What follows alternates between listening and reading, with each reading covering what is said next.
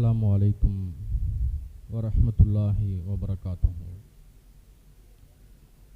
إن الحمد لله نحمده ونستعينه ونستغفره من يهده الله فلا مضل له ومن يضلله فلا هادي له وأشهد أن لا إله إلا الله وحده لا شريك له وأشهد أن محمدا عبده ورسوله أما بعد.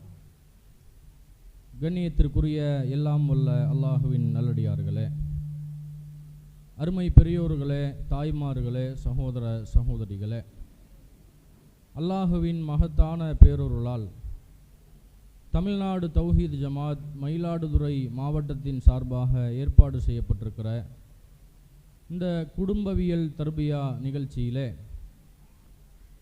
அல்லாஹுவிடம் நன்மையை எதிர்பார்த்தவர்களாக அவனுடைய மார்க்கத்தை அழகிய வடிவில் அறிந்து கொள்ள வேண்டும் என்கிற நல்ல நோக்கத்தில் இந்த தர்பியா நிகழ்ச்சியில் கலந்து கொண்டிருக்கிற நம் அனைவர்களின் மீதும் வல்ல ரப்புல் ஆலமீனுடைய வற்றா பெருங்கருணையும் அன்பும் நீடித்து நிலவட்டுமாக என்று பிரார்த்தித்தவனாக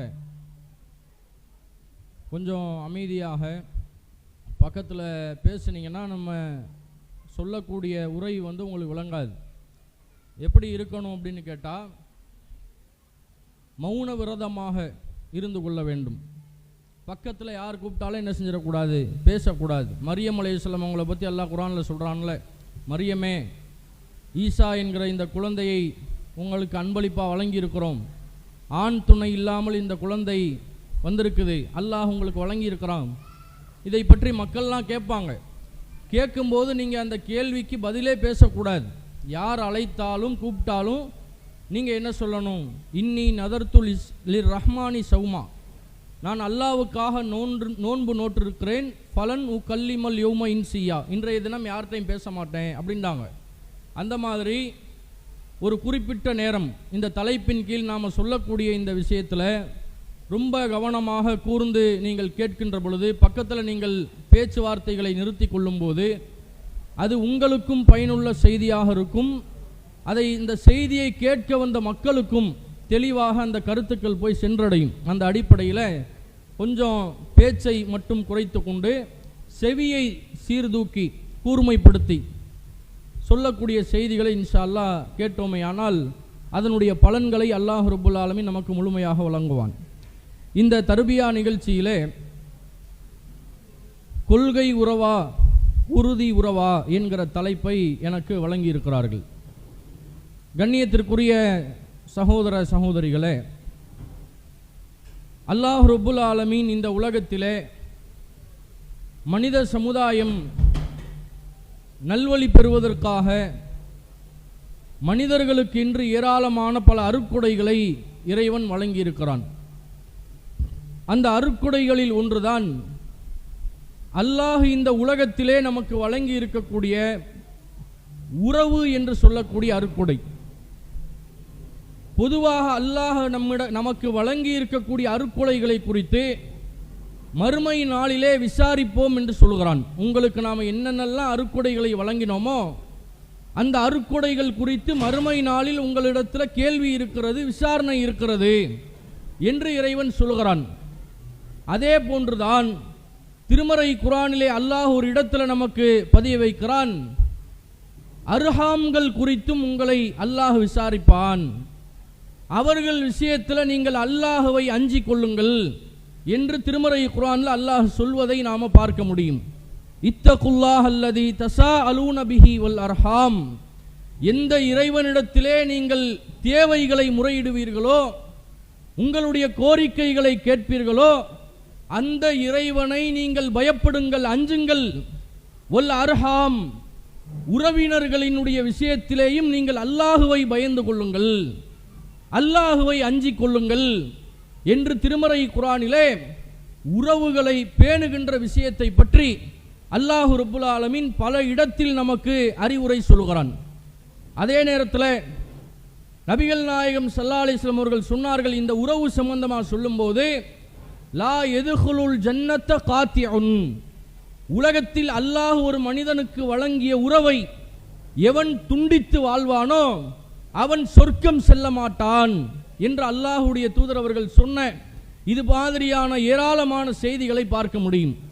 அதே போன்று அல்லாஹுடைய தூதரிடத்திலே ஒரு நபித்தோழர் வருகிறார். அல்லாஹுவின் தூதரே, அஹக்குன் நாசிபி ஹுஸ்னி சஹாபத்தி, இந்த உலகத்திலேயே நான் அதிகமாக நேசிப்பதற்கு தகுதியான ஒரு உறவு இந்த உலகத்தில் இருக்கும் என்றால் அது யார் என்று கேட்கிறார்.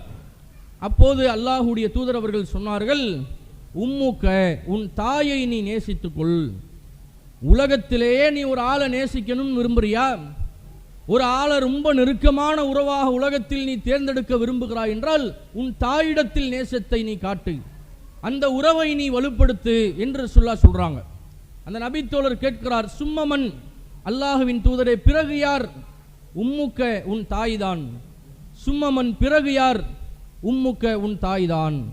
3 இடத்திலே தாயை குறித்து அல்லாஹ்வுடைய தூதர் அந்த உறவை வலுப்படுத்திக் கொள், பலப்படுத்திக் கொள் என்று சொல்கிறார்கள்.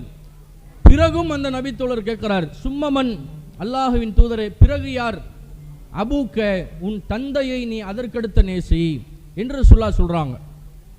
இந்த நேசத்தின் பட்டியலில் உலகத்திலேயே அல்லாஹ்வுக்கு பிறகு அவன் தூதருக்கு பிறகு நாம் நேசிக்க வேண்டிய ஒரு உறவு நம்முடைய தாய். 3 இடத்தை சொல்லிவிட்டு 4வதாக தந்தை என்று அல்லாஹுவின் தூதர் அவர்கள் சொல்லுகிறார்கள். இந்த இடத்திலே தாயை ஏன் அல்லாஹ்வுடைய மார்க்கம் உலகத்திலே நேசிப்பதற்கு தகுதியான ஒரு உறவாக நமக்கு அடையாளப்படுத்துது தெரியுமா? இந்த தாய் தான் ஒரு மனிதனை இந்த உலகத்திலே உருவாக்குகிறாள், குழந்தையாக வெளிப்படுத்துகிறாள். அந்த தாய் தன் குழந்தையை தன் வயிற்றில் சுமந்து கொள்ளும் போது படக்கூடிய கஷ்டங்களும் இன்னல்களும் சாதாரணமானதா? அதையெல்லாம் அந்த தியாகத்தை எல்லாம் சொல்லி ஈஸியாக முடிச்சிட முடியுமா? குழந்தை வயிற்றில் உருவானதிலிருந்து அந்த தாய் படுகிற பாடு கொஞ்ச நெஞ்ச கஷ்டங்கள் கிடையாது. கடுமையான சிரமத்தை ஒவ்வொரு தாய்மார்களும் சகித்து கொண்டுதான் குழந்தையை இந்த உலகத்திலே ஈன்றெடுக்கிறார்கள். அல்லாஹ் குர்ஆன்ல அதனால தான் பெற்றோர்களை பற்றி சொல்லும் போது, பெற்றோர்கள் குறித்து உங்களுக்கு நாம உபதேசம் செய்திருக்கிறோம். வயோதிகத்தை அடைந்த தாயோ தந்தையோ உங்களிடத்தில் இருந்தால் பலா தகுல்லஹுமா உஃபின், அவர்களை நோக்கி சீ என்று கூட சொல்வதற்கு உங்களுக்கு அருகதை கிடையாது.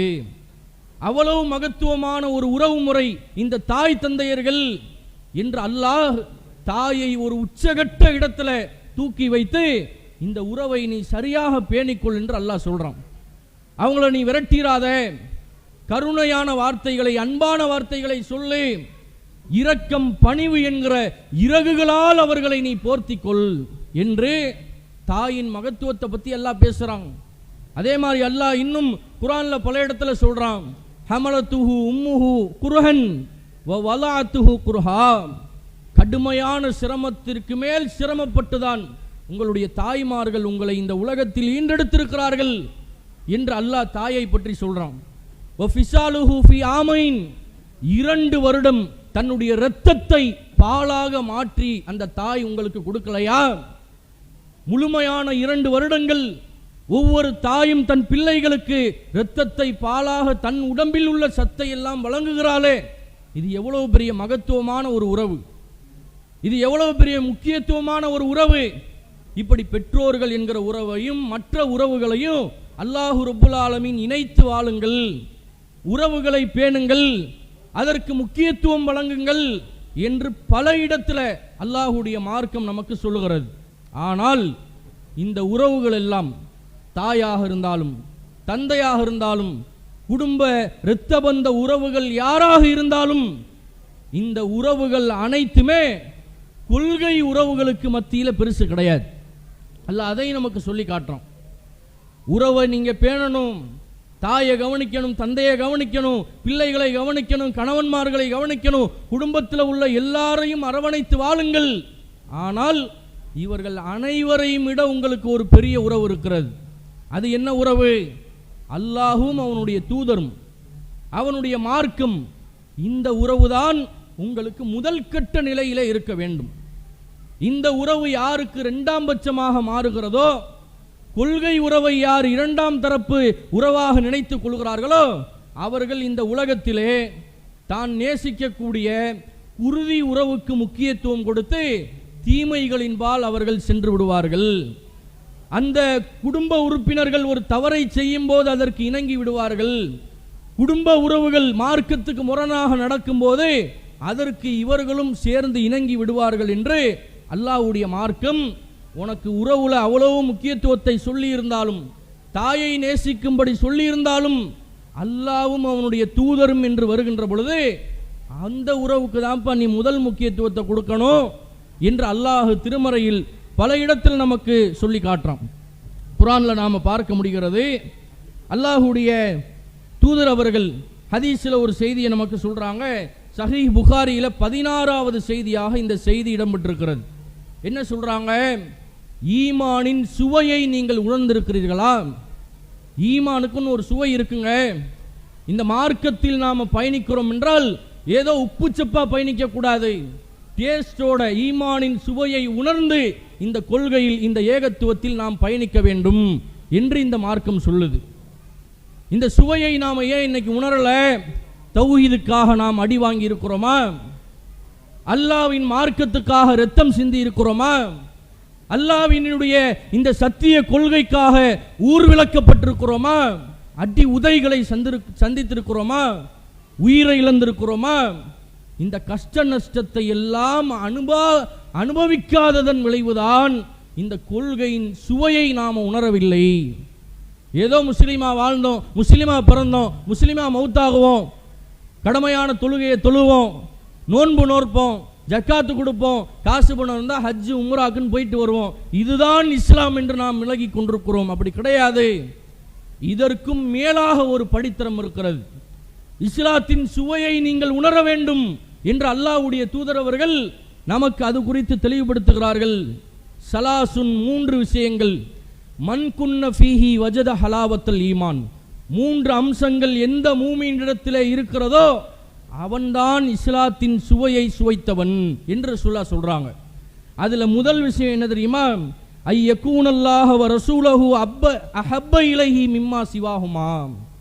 அல்லாஹ்வையும் அவனுடைய தூதரையும் தவிர்த்து இந்த உலகத்தில் ஒரு மூமினுக்கு வேறு யாரும் நேசத்திற்குரியவர்களாக ஆகிவிடக்கூடாது. அப்பத்தான் ஈமானுடைய சுவையை நீங்க சுவைக்க முடியுங்கிறாங்க ரசூலுல்லாஹ். எனக்கு அல்லாஹ் தான் முக்கியம், அவனுடைய தூதர் தான் முக்கியம், அவனுடைய மார்க்கம் தான் எனக்கு முக்கியம் என்று யாருடைய உள்ளத்திலே ஒரு அம்சம் பதிந்து விட்டதோ அவர்கள் ஈமானுடைய சுவையை சுவைத்தவர்கள். அவங்களுக்கு ஈமானுடைய டேஸ்ட் தெரியும். அல்லாஹ்வுக்காக, அவன் மார்க்கத்துக்காக, அவன் கொள்கைக்காக, அவன் தூதருக்காக உலகத்தில் எதை வேண்டுமானாலும் இழப்பார்கள். எதற்காகவும் இந்த கொள்கை உறவை அவர்கள் தூக்கி எறிந்து விட மாட்டார்கள். இப்படி இருந்தால்தான் ஈமானின் சுவையை நீங்கள் சுவைத்திருக்கிறீர்கள் என்று அர்த்தம். அடுத்த கட்டமாக அல்லாஹ்வுடைய தூதர் அவர்கள் அதுல இன்னும் பல செய்திகளை சொல்றாங்க. குஃபுர் கொள்கையிலிருந்து தௌஹீதை நோக்கி வந்தோமே, மீண்டும் அந்த இணை வைப்பு கொள்கையில போய் நாம விழுந்துடக்கூடாது. அதை எந்த அளவுக்கு நம்ம வெறுக்கணும்? நரக நெருப்பில் முகம் குப்புற ஒருவன் தள்ளப்படுவதை எப்படி வெறுப்பானோ அதே போன்று சத்திய கொள்கைக்கு வந்த பிறகு மீண்டும் அசத்திய கொள்கையில போய் விழுகிறத ஒரு மூமின் வெறுக்கணும். அப்படி வெறுத்தாதான் அவன் ஈமானின் சுவையை சுவைத்தவன் என்று அல்லாஹ்வுடைய தூதர் அவங்க சொல்றாங்க. இன்றைக்கு கொஞ்சம் யோசிச்சு பாருங்க. உறவுகள் என்று சொல்லி மார்க்கம் தடுத்த எத்தனை விஷயத்துல அந்த உறவுகளுக்கு முக்கியத்துவம் கொடுத்து அல்லாஹ் ரசூலை தூக்கி எறிந்து விடுகிறோம். இப்படி நடக்குதா இல்லையா உலகத்துல? யோசிச்சு பாருங்க. முஸ்லிம்களாக இருக்கிறார்கள், ஈமானுடைய சுவை இல்லாதவர்களாக இருக்கிறார்கள், அல்லாஹ் ரசூலுக்கு முதல் முக்கியத்துவத்தை கொடுக்காதவர்களாக இருக்கிறார்கள். இது குடும்பத்தில் உள்ள எல்லா மட்டத்திலையும் நாம பார்க்க முடியும். ஒரு கணவனிடத்தில் இப்படி பார்க்கலாம், தாய் தந்தை இடத்துல பார்க்கலாம், பெற்றோர் பிள்ளைகள் என்கிற அந்த உறவு முறையில கூட அல்லாஹ் ரசூலுக்கு முக்கியத்துவம் கொடுக்காமல் தங்களுடைய மனோ இச்சைக்கு, குடும்ப உறவுகளுக்கு முக்கியத்துவம் கொடுத்து மார்க்கத்தை 2ஆம் பட்சமாக தூக்கி எறியக்கூடிய முஸ்லிம்களை இன்றைக்கு நாம் இந்த உலகத்தில் பார்க்கிறோமா இல்லையா? உதாரணத்திற்கு நீங்கள் எடுத்துக்கொண்டால் திருமண விவகாரம். நம்முடைய சொந்த பந்தங்கள், நம்முடைய அண்ணன் வீட்டில் ஒரு திருமணம் நடக்கும், நம்முடைய அக்கா வீட்டில் அவங்க பிள்ளைகளுக்கு திருமணம் நடக்கும். பத்திரிகையை அடித்து மிக பிரம்மாண்டமான அளவில் பெரிய மகால்களை பிடிச்சி பல லட்சங்களை செலவழித்து அதுல பல அனாச்சாரங்களை, மார்க்கத்திற்கு முரணான விஷயங்களை எல்லாம் செய்து கல்யாணத்துக்கு வாங்க என்று அழைப்பார்கள். வீட்டுக்கு வந்து பத்திரிகையை நீட்டுவார்கள். ஒரு ஏகத்துவவாதி அந்த இடத்துல எப்படி இருக்கணும் தெரியுமா? ஈமானின் சுவையை உணர்ந்தவன் சொல்வான், எனக்கு இந்த திருமணத்தை விட, இந்த உறவை விட அல்லாஹ்வும் அவனுடைய தூதரும் தான் முக்கியம். நான் அல்லாஹ்வுக்காக, அவனுடைய மார்க்கத்துக்காக இந்த உறவை துறந்து வருகிறேன் என்று பிரிந்து வருவார்கள். இவர்கள் தான் ஈமானின் சுவையை உணர்ந்தவர்கள். அல்லாஹ் திருமறை குர்ஆன்ல பல இடங்கள்ல நமக்கு அறிவிப்பு செய்கிறான். லா யுமினு அஹதக்கும் ஹத்தா கூன அஹப்ப இலைஹி மின் வாலிதிஹி வ வலதிஹி வன்னாசி அஜ்மாயின். இந்த உலகத்திலே ஒரு மூமினுக்கு தன் தாயை விட, தன் தந்தையை விட, தன் பிள்ளைகளை விட, தன் உயிரை விட இந்த முஹம்மது உங்களுக்கு நேசத்திற்குரியவராக ஆகாத வரை உங்களில் யாரும் ஈமான் கொண்டவராக ஆக முடியாது. அல்லாஹ்வுடைய தூதர் சொல்றாங்க. இந்த முஹம்மது ரசூலுல்லாஹ்வுடைய வழிமுறையை புறக்கணித்து விட்டு வரதட்சணை வாங்கப்படுகிற ஒரு திருமணத்தில் போய் நான் கை நனைக்கிறேன் என்றால் இந்த இறை தூதரின் வழிமுறையை நான் தூக்கி எறிகிறேன் என்ற அர்த்தம். அப்படித்தான் இன்றைக்கு வாழுகிறார்கள். ஒரு அற்பமான கல்யாண விஷயத்தில் போய் கொள்கையை அடகு வைத்து கொண்டு போய் நிற்கிறார்களே. உறுதி உறவு எனக்கு முக்கியம் என்று மார்க்கம் தடுத்த விஷயத்தில் போய் உறவை நம்ம மேற்கொள்ளலாமா? மார்க்கம் தடை செய்த ஒரு அடிப்படையில் போய் நின்று கொண்டு உறவை பேணுறேன் சொல்லுகிறார்களா இல்லையா? அல்லாஹ்வுடைய தூதர் விருந்தழைப்பை ஏற்க சொல்லி இருக்கிறாங்களே, அதனால தான் நான் போனேன். எங்க போனேன்? வரதட்சணை திருமணத்துக்கு போனேன், பூப்புனித நீராட்டு விழாவுக்கு போனேன், சுன்னத்து கல்யாணம் என்று அழைக்கும் போது நான் போனேன். இப்படி ஏராளமான மார்க்கம் தடுத்த சபைகளில் நான் கலந்து கொள்கிறேன். ஏன் என்று கேட்டால் விருந்துக்கு கூப்பிட்டா போகலாம்ல என்று சொல்லுகிறார்கள். விருந்திற்கு போகலாம் என்று சொன்ன அல்லாஹ்வுடைய தூதர் தான் அல்லாஹ்வின் வசனங்கள் மறுத்து கேலிக்கு உள்ளாக்கப்படும் சபைகளில் நீங்கள் அமரக்கூடாது என்றும் சொன்னார்கள். குர்ஆன்ல அல்லாஹ் சொல்றான்ல, அன் சமயத்தும் இதா ஆயாத்தில்லாஹி யுக்ஃபரு பிஹா வ யுஸ்தஹஸவு பிஹா. அல்லாஹ்வுடைய வசனங்கள் மறுத்து புறக்கணிக்கப்பட்டு கேலிக்குள்ளாக்கப்படுத்தப்படும் சபைகளில் நீங்கள் அமரக்கூடாது. அந்த சபைகளிலே நீங்கள் அமர்ந்தால் இன்னஹும் இதம் மிஸ்லுஹும், நீங்களும் அந்த தீமைக்கு சொந்தக்காரர்கள் தான்.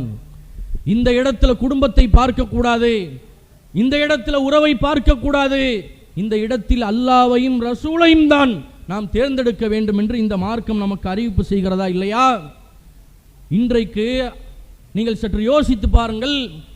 காலங்காலமா முஸ்லீமாக இருப்பவர்களை விட நேற்றைக்கு ஒருவர் முஸ்லீமாக மாறி இந்த கொள்கைக்கு வந்திருப்பார். ஒரு இந்து மதத்திலிருந்து இஸ்லாத்தை ஏற்றிருப்பார், கிறிஸ்தவ மதத்திலிருந்து இஸ்லாத்தை நோக்கி வந்திருப்பார், மற்ற மதங்களிலிருந்து இந்த மார்க்கத்தை நேசித்து இந்த சுவையை உணர்ந்து வர்றாங்களா இல்லையா? இந்த மக்களிடத்தில் நீங்கள் கொள்கை உறுதியை பார்க்க முடியும். இந்த மக்களிடத்தில் இஸ்லாத்தை நோக்கி அணிவகுத்து வரக்கூடிய மக்களிடத்தில் காலங்காலமா முஸ்லீமா இருக்கக்கூடியவர்களிடத்தில் இருக்கக்கூடிய கொள்கை உறுதியை விட நேற்று முஸ்லீமாக மாறி வந்தவரிடத்தில் இந்த ஏகத்துவத்தினுடைய உறுதிப்பாட்டை நாம உணர முடிகிறது.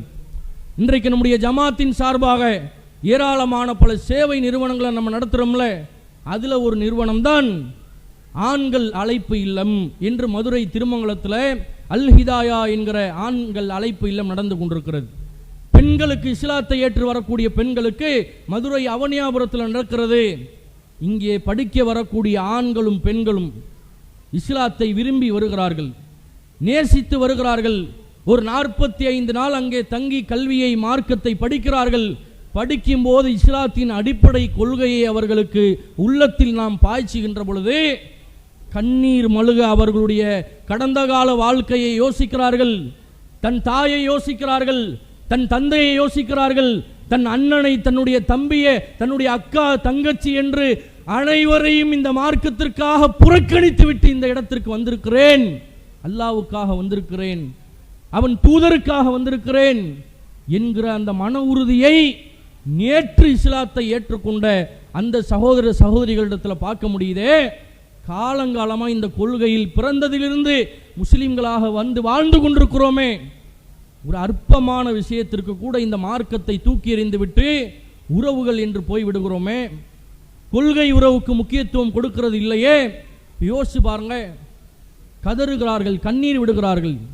என் தாயுடைய நிலைமை மறுமையில் என்ன ஆகும்? இஸ்லாத்துக்கு வர்றாங்கல்ல, அவங்க அழுகிறார்கள், நான் இந்த மார்க்கத்தை அடைந்து விட்டேன், என்னுடைய தாயோ தந்தையோ இறந்து விட்டால் அவர்களுக்காக நான் பாவ மன்னிப்பு கூட தேட முடியாமல் போகுதே என்று இந்த கொள்கையின் மகத்துவத்தை, சுவையை உணர்ந்து இஸ்லாத்தை நோக்கி வரக்கூடியவர்களுடைய உறுதிப்பாட்டை பார்க்க முடிகிறது. அப்போ இவ்வளவு காலமாக முஸ்லீமாக நம்ம இருக்கிறோமே, இஸ்லாத்துக்காகவே வாழுகிறோமே, நம்மிடத்தில் அந்த கொள்கை உறுதி இருக்கிறதா, பற்று இருக்கிறதா? கொள்கை உறவா, மார்க்க உறவா என்று வருகின்ற பொழுது, குடும்ப உறவா என்று வருகின்ற பொழுது நாம் எந்த உறவை தேர்ந்தெடுக்கிறோம்? யோசிச்சு பாருங்க. அல்லாஹ்வுடைய தூதர் அவங்களுடைய காலகட்டத்தில் சாத் பின் அபி வக்காஸ் என்று சொல்லக்கூடிய நபித்தோழர், இந்த நபித்தோழர் இஸ்லாத்தை ஏற்கிறார். இவங்களுடைய தாய் உம்மு சாத் அவர்கள் இஸ்லாத்தை ஏற்காமல் இருக்கிறார்கள். அபி வக்காஸ் இஸ்லாத்திற்கு மாறின அந்த விஷயத்தை கேள்விப்பட்டு மிரட்டுகிறார்கள். சாத் பின் அபி வக்காஸே, ஒழுங்கா இஸ்லாத்திலிருந்து வெளியே வா, பழைய சிலை வழிபாட்டு கொள்கைக்கு நீ திரும்பி விடு, இல்லை என்றால் இன்றையிலிருந்து நான் சாப்பிட மாட்டேன், தண்ணி குடிக்க மாட்டேன் என்று மிரட்டுகிறார்கள். சாத் பின் அபி வக்காஸ் அவர்கள் தாய் தானே, அல்லாஹ் உறவை நேசிக்க தானே சொல்றான், அதனால இணங்கிக் கொள்வோம் என்று போகல. அந்த சாத் பின் அபி வக்காஸ் அவர்களுடைய தாயார் குர்ஆனுடைய வசனங்களை எல்லாம் மேற்கோள் காட்டி இந்த மார்க்கத்தின் அறிவுரைகளையும் சொல்லி கூப்பிடுறாங்க. எப்படி? சாத் பின் அபி வக்காஸ், என் அருமை மகனே, உன் மார்க்கம் இப்படி உனக்கு சொல்லி இருக்குதா? தாயை நேசிக்க சொல்லுதல, அப்ப நீ என்ன தாயை தூக்கி எறிஞ்சிட்டு இஸ்லாத்தை நோக்கி போறேன்னு போற? இது சரியான நிலைப்பாடா தெரியலையே, இஸ்லாத்தை விட்டு வெளியே வா என்று அழைக்கிறார்கள். அந்த நேரத்தில் சாத் பின் அபி வக்காஸ் அவர்கள் முடிவெடுக்கிறார்கள். அல்லாஹ் திருமறை குர்ஆனுடைய வசனத்தை இறக்கி அருளுகிறான். உங்களுடைய தாயோ உங்களுடைய தந்தையர்களோ அல்லாஹ்விற்கு மாறு செய்யும் விஷயத்திலே உங்களை இணை வைப்பு கொள்கைக்கு அழைப்பார்களே ஆனால் ஃபலா துத்தியஹுமா, அவர்களுக்கு நீங்கள் கட்டுப்பட தேவையில்லை. வசனம் இறங்குகிறது. சாத் பின் அபி வக்காஸ் அவர்களுடைய தாயார் 3 நாட்கள் பசியோடு பட்டினியோடு இருந்து மயக்கமடைகிறார்கள். மயக்கம் தெளிந்து எந்திரிச்சு தன்னுடைய மகனை கெட்ட வார்த்தைகளால் திட்டுகிறார்கள், சபிக்கிறார்கள், நீ நாசமா போ என்கிறார்கள். சாத் பின் அபி வக்காஸ் அவர்கள் வளைந்து கொடுத்தார்களா? என் தாய் தானே, என் இரத்த பந்த உறவு, ரசூலுல்லாஹ் நேசிக்க சொன்ன முதல் உறவு அதுதானே, தாய் என்று சொல்லி போய்விடவில்லை. என் தாயே இந்த மார்க்கத்துக்கு முரணான ஒரு காரியத்தை செய்யுமாறு எனக்கு ஏவும் போது நான் கட்டுப்பட முடியாது, நான் அவர்களுக்கு இணங்க முடியாது, எனக்கு அல்லாஹ்வும் ரசூலும் தான் முதல் கட்ட உறவு என்று எப்படியான நிலையில உறுதியாக இந்த மார்க்கத்தில் கொள்கை உறவு தான் முக்கியம் என்று நின்றார்கள். நாம் அப்படி நிற்கிறோமா? யோசிச்சு பாருங்க. அல்லாஹ்வுடைய தூதர் அவர்களுடைய காலகட்டத்தில் ஹுதைபியா என்று சொல்லக்கூடிய ஒரு உடன்படிக்கை, நிறைய பேத்துக்கு அது நமக்கு தெரிஞ்சிருக்கும். அந்த ஹுதைபியா உடன்படிக்கையில் அல்லாஹ்வுடைய தூதர் அவர்கள் உம்ரா செய்வதற்காக மதீனாவிலிருந்து கிளம்பி எங்கே போகிறாங்க? மக்காவிற்கு செல்கிறார்கள். போகக்கூடிய வழியில் ஹுதைபியா என்கிற இடத்துல தடுத்து நிறுத்தப்படுகிறார்கள். அந்த நேரத்தில் ஹுதைபியா என்கிற அந்த பகுதியில் காஃபீர்களுடைய கூட்டம் உள்ளே நுழைந்து வருகிறார்கள். முஸ்லீம்களை உம்ரா செய்ய விடாமல் தடுத்து நிறுத்தி ரசூல் ஸல்லல்லாஹு அலைஹி வஸல்லம் அவர்களோடு சில உடன்படிக்கைகளை போடுகிறார்கள். அந்த உடன்படிக்கையை எதிரிகளின் தரப்பிலிருந்து பேசுபவர் யார் தெரியுமா? சுஹைல் பின் அம்ரு என்று சொல்லக்கூடிய எதிரிகளினுடைய ஒரு தலைவர். இந்த தரப்புல ரசூலுல்லாஹ் அந்த உடன்படிக்கை முஸ்லிம்களிற்கு ஆதரவாக நின்று பேசுறாங்க. என்ன உடன்படிக்கை போடுறாங்கன்னா, முகமதே, நீங்க இந்த வருஷம் உம்ரா செய்ய முடியாது, வந்தவர்கள் எல்லாம் அப்படியே திரும்பி போங்க, அடுத்த வருடம் நீங்கள் உம்ரா செய்வதற்கு மக்காவுக்கு வரலாம், ஆனால் அதற்கு சில நிபந்தனை இருக்கிறது. என்ன நிபந்தனை? நீங்கள் இந்த இஸ்லாத்தை ஏற்றுக்கொண்டுள்ளீர்கள், மக்காவில் இருந்து இஸ்லாத்தை உங்களுடைய மார்க்கத்தை விரும்பி யாரேனும் மதீனாவிற்கு பயணம் செய்து ஹிஜ்ரத் செய்து வருவார்களே ஆனால் அந்த முஸ்லீம்களை மீண்டும் மக்காவிற்கு எங்களிடத்திலே அனுப்பிவிட வேண்டும் என்று சொல்கிறார்கள். அதே போன்று மதீனாவிலிருந்து யாரேனும் இஸ்லாத்தை வெறுத்துவிட்டு வேண்டாம் என்று சொல்லி மக்காவிற்கு வருவார்களே ஆனால் அவர்களையும் எங்களிடத்திலேயே அனுப்பிவிட வேண்டும் என்கிற ஒப்பந்தத்தை ரசூலுல்லாஹ் பேசுகிறாங்க. அந்த சுஹைல் பின் அம்ரு என்கிற எதிரி தரப்பில் உள்ளவர் பேசுகிறார். அந்த நேரத்தில் ரசூலுல்லாஹ் ஒப்பந்தத்தில் இன்னும் கையெழுத்து போடலை. பேசி கொண்டிருக்கும் போதே கைகளில் விலங்கு மாட்டப்பட்டு கால்களில் விலங்குகளால் பிணைக்கப்பட்டு உடலின் பல பகுதிகளும் இரத்தங்கள் சொட்ட சொட்ட அபூஜந்தல் என்று சொல்லக்கூடிய ஒரு நபி தோழர் தத்தி தத்தி தவழ்ந்து ஓடி வருகிறார். விலங்குகள் பிணைக்கப்பட்டிருக்கிறது, உடலில் இரத்தங்கள் சொட்டுகிறது.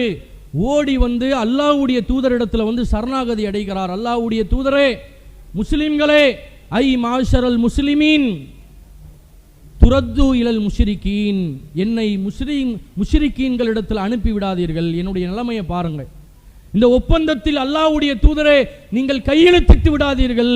கையெழுத்திட்டு விட்டால் என்னை நீங்கள் மதீனாவுக்கு அழைத்து செல்ல முடியாது. நான் இஸ்லாத்தை ஏற்று வந்திருக்கிறேன். என் நிலைமையை பாருங்கள். என்னை அடித்து துவைத்து சின்னாபின்னமாக்கி இருக்கிறார்கள்.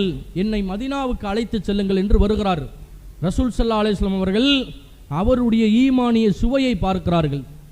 இவ்வளவு அடிச்சிருக்கிறான், கை கால்கள் எல்லாம் விலங்கிடப்பட்டிருக்கிறது, உடலின் பல வாறுகளாக சிதைக்கப்பட்டு ரத்தம் சொட்ட சொட்ட நிற்கப்பட்டாலும் இந்த மார்க்கத்தில் தான் இருப்பேன் என்று அபூஜந்தல் நிற்கிறார் என்று சொன்னால், இவருடைய உள்ளத்தில் இந்த ஈமான், இந்த இறை நம்பிக்கை ஆழமாக பதிந்திருக்கிறது. அபூஜந்தலே, நீங்கள் திரும்பி செல்லுங்கள், இந்த கொள்கை உங்களுடைய உள்ளத்திலிருந்து வெளியேறி விடாது என்று அல்லாஹ்வுடைய தூதர் அவர்கள் சொல்லி அபூஜந்தல் அவர்களை மீண்டும் அந்த முஷ்ரிக்கீன்களிடத்திலே ஒப்படைக்கிறார்கள். சற்று யோசிச்சு பாருங்க, நாம இப்படி இந்த கொள்கைக்கு முக்கியத்துவம் கொடுக்கிறோமா?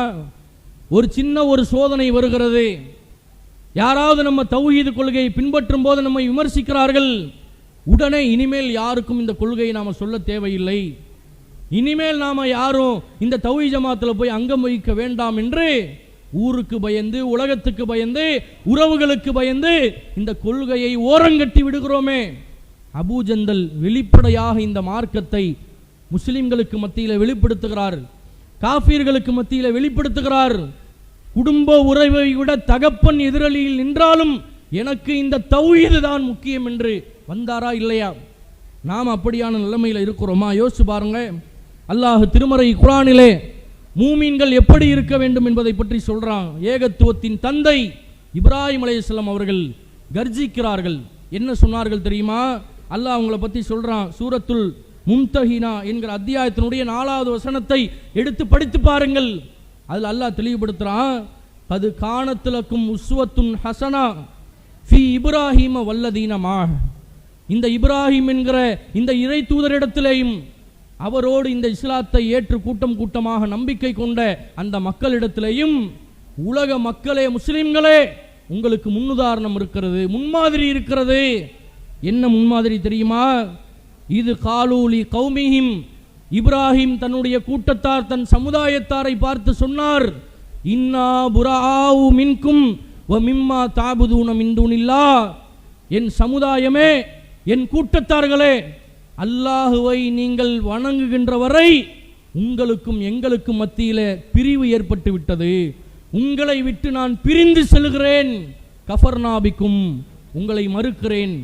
வபதா பைனனா வ பைனகுமுல் அதாவத்து வல் பக்லாஉ அபதா ஹத்தா துமினு பில்லாஹி வஹ்தா. அல்லாஹுவை மட்டும் வணங்குவோம் என்ற கொள்கைக்கு நீங்கள் எப்போது வருகிறீர்களோ அப்போதுதான் உங்களுக்கும் எங்களுக்கும் மத்தியில் உறவு, பாசம், பந்தம், பிணைப்பு, அன்பு, நேசம் அனைத்தும் அல்லாஹ்வின் கொள்கைக்கு நீங்கள் வந்த பிறகுதான். அதுவரைக்கும் நீ வேற, நான் வேற, உன் கொள்கை வேற, என்னுடைய கொள்கை வேற என்று ஏகத்துவத்தில் நெருப்பாய் நின்று காட்டிய இப்ராஹிம் நபி அவர்களுடைய இந்த கொள்கை உறுதியை, கொள்கை பற்றை நாம பார்க்கிறோம். இப்ராஹிம் நபியினுடைய தந்தை ஆசர், அவங்களுக்கு தந்தை இல்லையா? ஏன் தூக்கி எறிந்து விட்டு வந்தார்கள்? அல்லாஹுவா தந்தையா என்று வந்தால் அல்லாஹு தான் எனக்கு முக்கியம். தாயா இந்த மார்க்கமா? எனக்கு இந்த மார்க்கம் தான் முக்கியம். கணவனா இந்த மார்க்கமா? இந்த மார்க்கம் தான் எனக்கு முக்கியம் என்று கொள்கை உறவை தான் ஒரு மூமின் தேர்ந்தெடுக்க வேண்டும் என்று அல்லாஹ் நமக்கு தெளிவுபடுத்துறான். நூஹ் நபியினுடைய வரலாறு அல்லாஹ் குர்ஆன்ல சொல்றான். நூஹ் நபி 950 ஆண்டு காலம் ஏகத்துவ பிரச்சாரம் செய்தார்.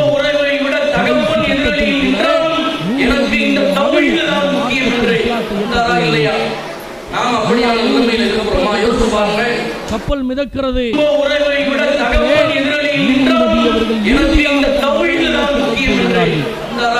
மகனே, கப்பலில் ஏறிக்கொள். அல்லாஹ்வை தவிர வேறு யாரும்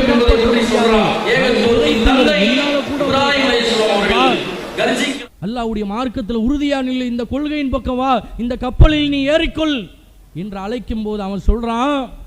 நூஹ் நபியினுடைய மகன் பேசுகிறான். கால சாவி இலா ஜபலி யாசிமுனி மினல் மா, தந்தையே இந்த உயரமான மலையின் மீது ஏறி நான் தப்பித்துக் கொள்வேன் என்று அசத்திய கொள்கையில் அவன் உறுதியா இருக்கிறான். தந்தையை புறக்கணித்து நிற்கிறான். அந்த நேரத்தில் அல்லாஹ் என்ன செய்கிறான், ஒரு பெரும் அலையை இருவர்களுக்கு மத்தியில் குறுக்கிடச் செய்து நூஹ் நபியினுடைய மகன் அல்லாஹ் அப்படி அந்த அலையில் அடித்து செல்ல வைக்கிறான். நீரில் மூழ்கி மரணத்தை அல்லாஹ் ஏற்படுத்துகிறான். நூஹ் நபி அவர்கள் கையேந்துகிறார்கள். இறைவா, என்னதான் இருந்தாலும் அவன் நான் பெற்ற மகன், என்னுடைய இரத்தம், என்னுடைய குருதி உறவு, அவனுக்கு நீ மன்னிச்சிறேன், அவனை நீ காப்பாத்திறேன் என்று நூஹ் நபி அவர்கள் அல்லாஹ்விடத்தில் கோரிக்கை வைக்கும் போது அல்லாஹ் அந்த இடத்துல தெளிவுபடுத்துறான். நூஹே, இவன் உன் குடும்பத்தை சேர்ந்தவனே இல்லை. நம்பிக்கை கொண்டு கப்பலில் உன்னுடன் யார் வந்தார்களோ அவர்கள்தான் உன் குடும்பம்.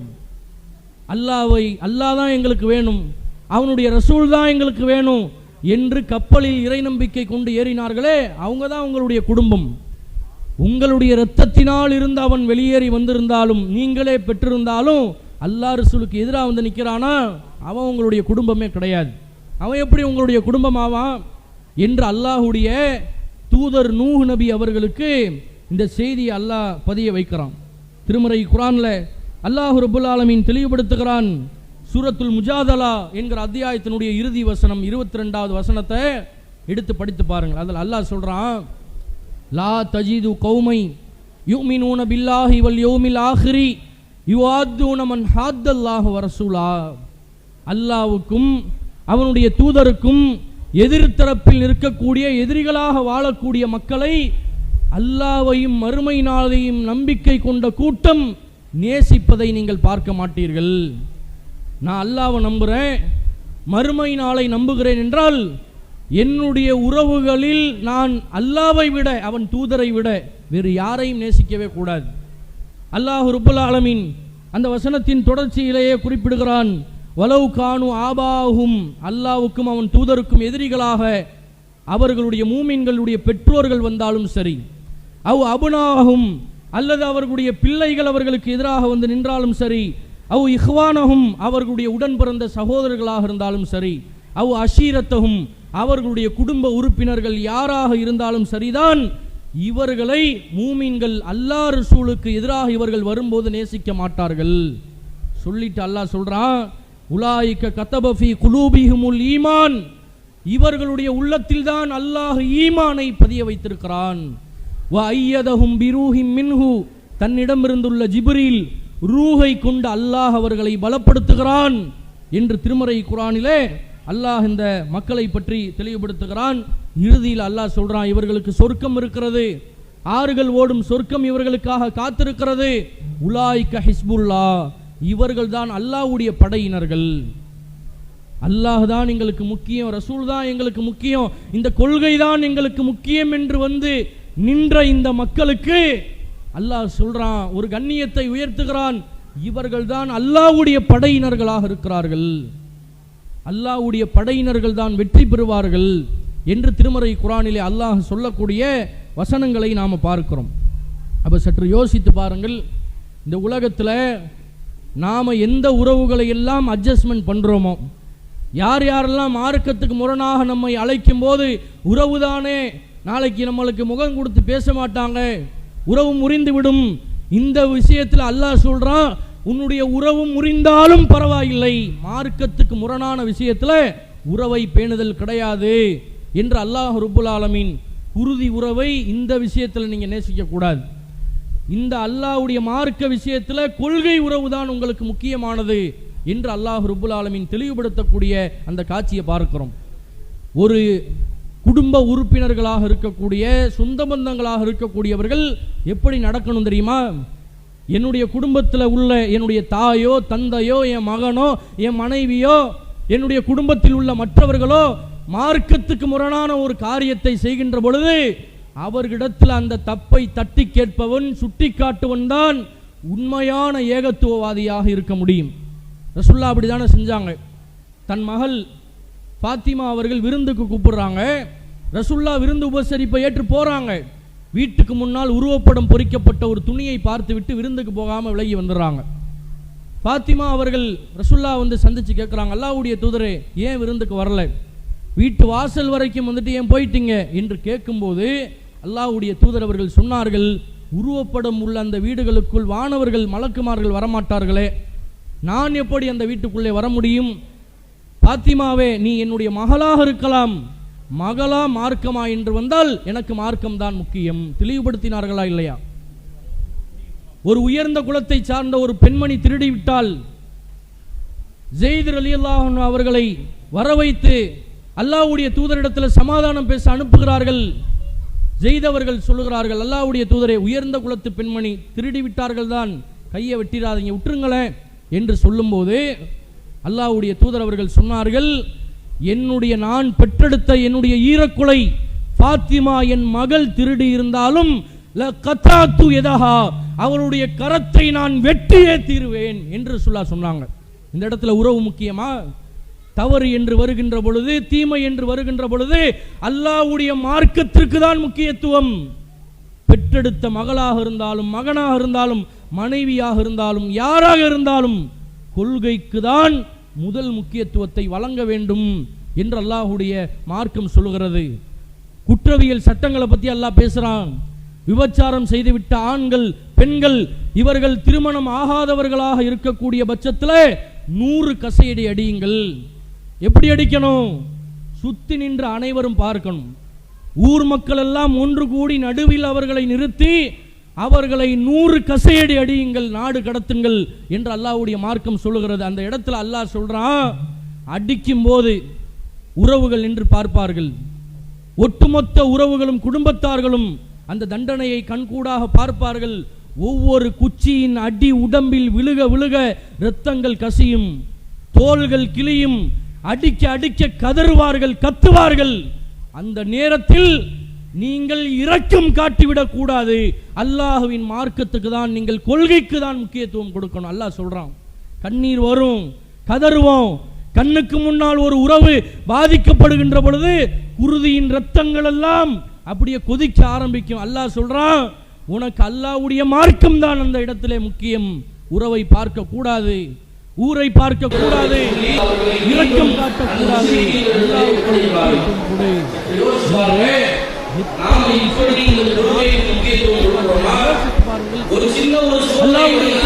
சந்தித்தார்களே அத்தனை போர்க்களத்திலேயும் எதிரிப்படையில் எல்லாம் யார்? எல்லாமே சித்தப்பா, பெரியப்பா, மாமன், மச்சான், சஹாபாக்களுடைய தோழர்கள், குடும்பத்தார்கள் தான் எதிர்த்தரப்பில் வந்து நின்றார்கள்.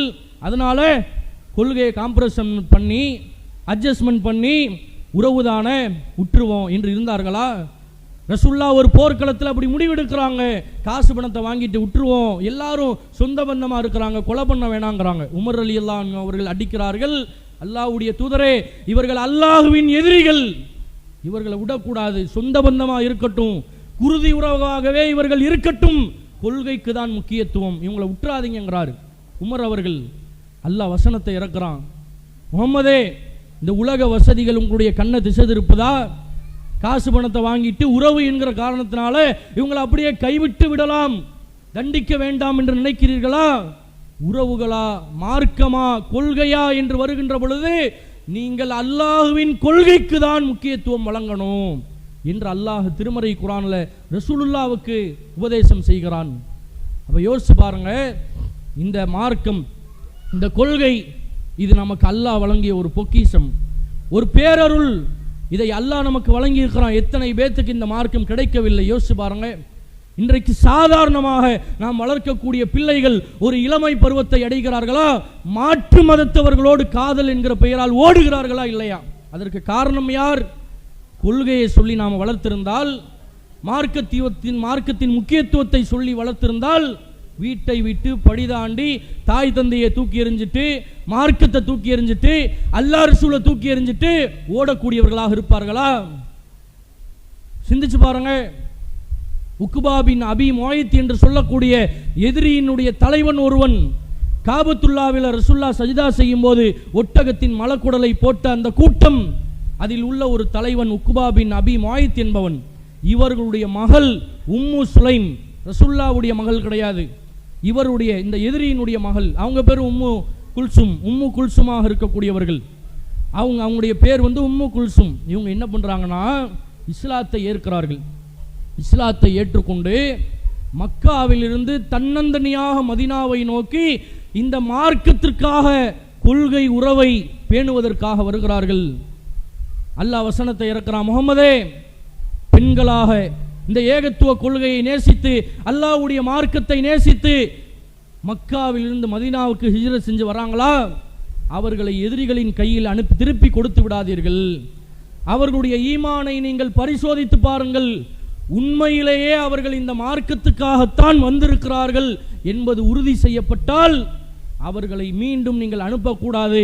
அவர்கள் கொள்கை உறவை நாடி வந்திருக்கிறார்கள், குடும்ப உறவை தூக்கி எறிந்து விட்டு வந்திருக்கிறார்கள். எனக்கு என்னுடைய தகப்பன் தேவையில்லை, என் குடும்பம் தேவையில்லை, அல்லாஹ் தேவை, அவன் மார்க்கம் தேவை, அவன் கொள்கை தேவை என்று நேசித்து வருகிறார்களா, அவர்களுக்கு அடைக்கலம் கொடுங்கள், அவர்களை திருப்பி அனுப்பிவிடாதீர்கள் என்று அல்லாஹ் திருமறையிலே சட்டம் இயற்றக்கூடிய அந்த காட்சிகளை எல்லாம் நாம் பார்க்க முடியும். ஒன்றே ஒன்றை தெரிந்து கொள்ளுங்கள், குடும்ப உறவு தான், நம்ம இரத்த பந்தம் தான். மார்க்கத்துக்கு மாற்றமாக ஒரு விஷயத்தை செய்யும் போது நாம் என்ன நினைக்கணும் தெரியுமா, என் குடும்பத்தினுடைய திருப்தி எனக்கு இந்த இடத்துல முக்கியம் கிடையாது, அல்லாஹ்வின் திருப்தி தான் முக்கியம். ஊர் உலகத்தினுடைய குடும்பத்தினுடைய திருப்தி எனக்கு முக்கியம் இல்லை, எனக்கு அல்லாஹ்வுடைய திருப்தி தான் முக்கியம். பலவாறாக பேசுவார்களா, பேசிட்டு போட்டும், இவர்கள்லாம் உறவை பேணுபவர்களா என்று பேசுவார்கள். தௌஹீதுன்னு சொல்லி நெருக்கடி கொடுக்குறாங்கன்னு சொல்லுவாங்க.